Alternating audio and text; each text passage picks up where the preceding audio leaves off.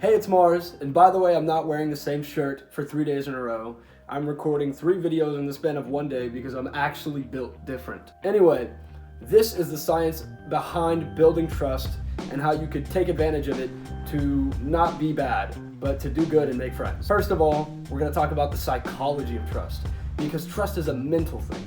It's very mental.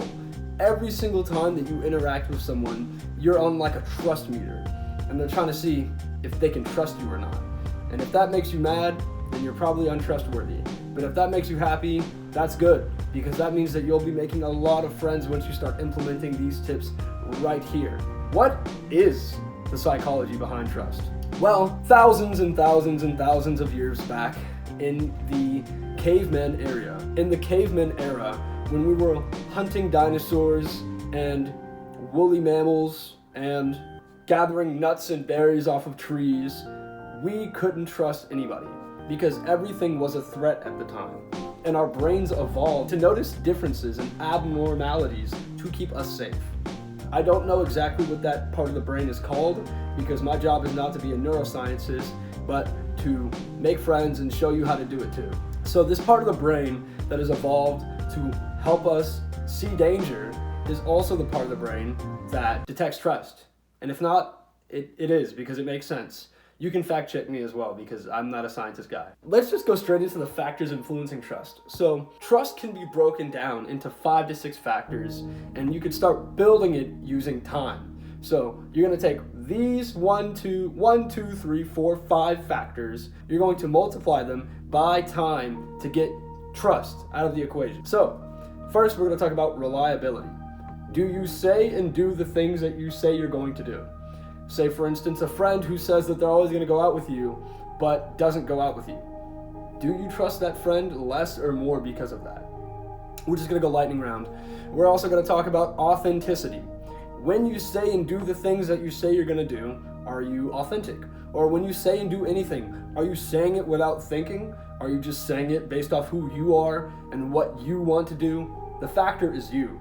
Are you saying you? Are you conveying you through every sentence, every phrase, every facial expression, every single comment?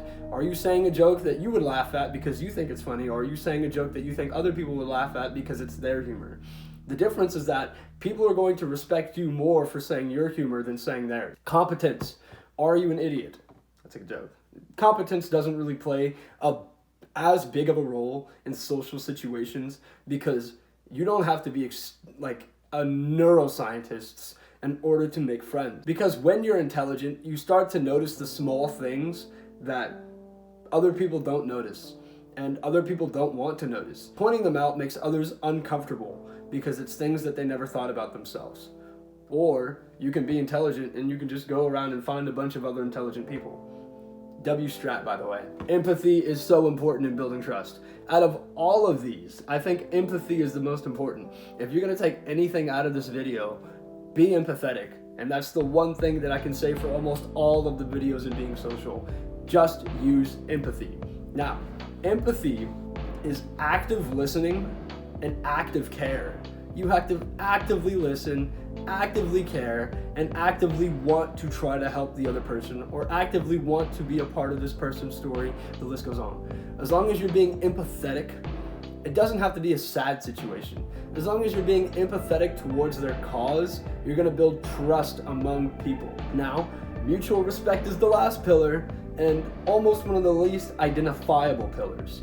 When you're talking about someone that you trust, you don't really factor in the respect that you have for them because it's subconscious. Now, if I were to name a YouTuber that you trust, you would probably have respect for them, right? Let's see, a YouTuber that I trust. I trust Jacksepticeye. And you probably trust Jacksepticeye, he's a pretty trustable guy. But why? Because of all the factors that we talked about. He says he's gonna post and he posts. He is very authentic on camera. You can go up to Jack in real life and he's the same way on camera that he is in real life. He's very competent. He knows a lot about games. He knows a lot about YouTube. He knows a lot about video editing. He's just a very competent guy overall. He's empathetic. He has charity streams. That also ties into mutual respect as well. Overall, the guy is trustable because of those 5 pillars. And over time of watching those videos, we've built trust in this guy because of what he's shown us and other stories of other people meeting him as well. Anyway, this is how you do it. So basically, you need active listening, you need consistency, you need authenticity, and you also need to establish boundaries and follow through.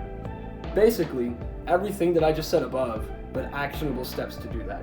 Active listening falls into empathy, consistency falls into reliability and competence, authenticity is almost competence and mutual respect, and establishing boundaries, they're all just like subcategories of the 5 or 6 pillars that I talked about.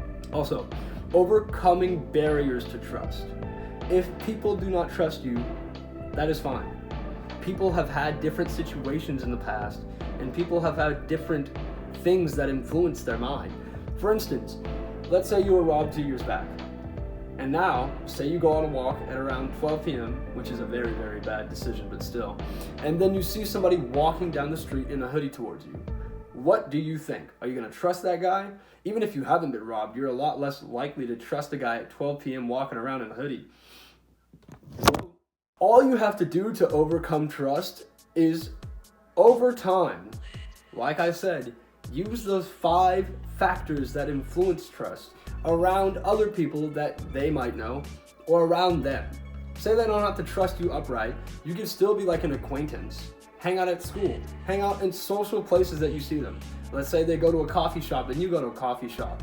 Sometimes order them a coffee or sit down with them. You don't have to be like buddy. Sit down, do your work with them, and just use those 5 factors on a smaller scale. And you can progressively overload them the more they get comfortable with you. Comfort is a major piece in this equation. You can have all of these things, but if somebody isn't comfortable around you, it won't matter. So it's gonna take time, because it takes time for people to build comfort in the first place. Without trust, your relationships are basically fiat currency. And if you don't know what fiat currency means, it's just a currency that is backed by nothing but force.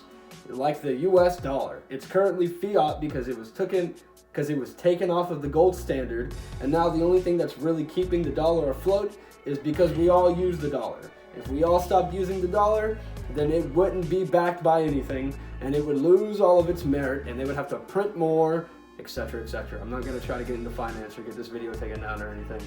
Anyway, consider smashing that like button because it glows when I say that. If you're trying to break out of your social shell and into the social realm, click that top link in the description, book a free coaching call with me. Hit all the buttons, do all the things, do all the stuff, enjoy your weekend. I don't know if I said that last time, but I'm going to say it this time for the people who watch all 3 in a row. Appreciate you. Bye. See you.